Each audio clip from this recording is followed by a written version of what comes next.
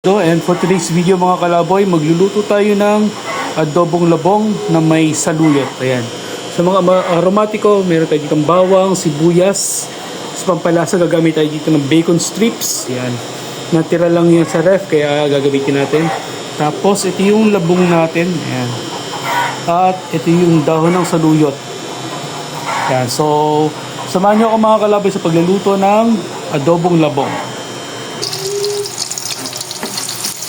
Unahin natin igisa yung bawang mga kalaboy.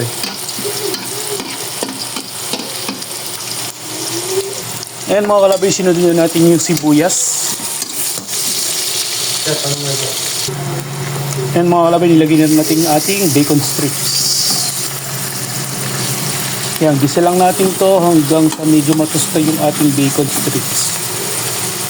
Mga kalaboy, mag-start na tayo magtimpla. Maglagay tayo dito ng paminta. Pamintang durog, ground pepper.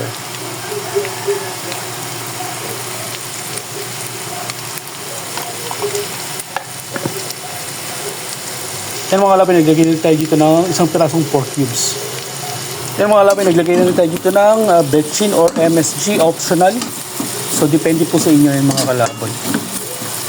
Ayan, kapag ganyan na itsura niya, ilagay na natin yung labong.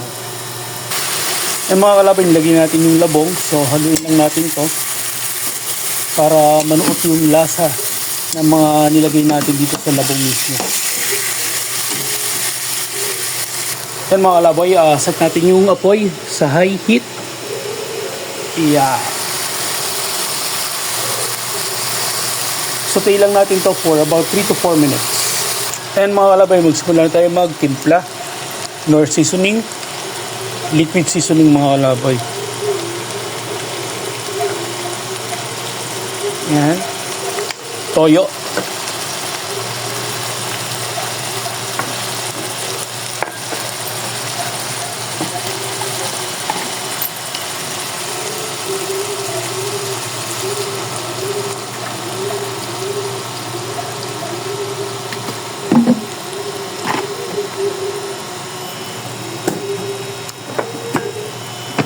Suka mga kalaboy.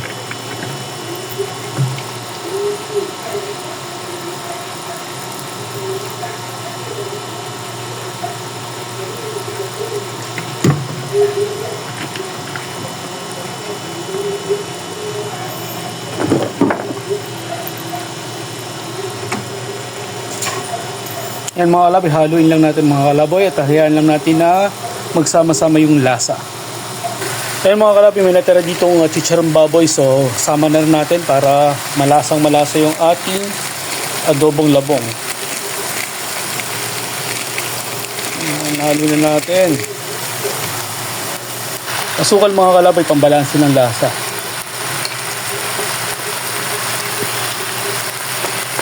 Ayan, haluin lang natin mga kalaboy. Ayan mga kalaboy, yung panghuling, nilagay na natin yung dahon ng saluyot.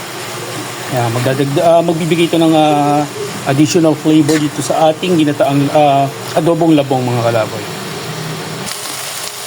Ayan mga kalaboy, luto na yung ating adobong labong na may saluyot.